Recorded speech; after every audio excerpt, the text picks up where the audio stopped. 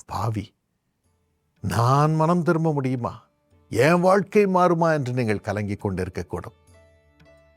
இல்லாதவைகளை இருக்கிறவைகளாக உதிக்கச் செய்கிற சர்வ வல்லமுள்ள தேவன் உங்கள் வாழ்விலும் இயேசு என்ற பெயரிலே இப்பொழுது உதிப்பார். உங்களை சுத்திகரிப்பார், பாவங்களை மன்னிப்பார், அவருடைய பிள்ளையாக மறுரூபப்படுத்துவார்.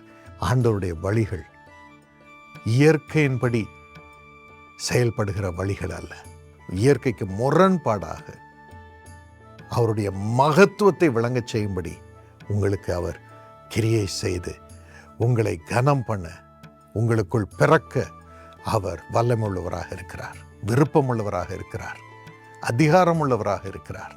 சாதாரண விதத்தில் எல்லாருக்கும் நடப்பது போல அல்ல. என் அருமை செல்ல பிள்ளையே, உனக்கு நான் இயற்கைக்கு மேற்பட்ட விதத்திலே காரியத்தை நடப்பிப்பேன்.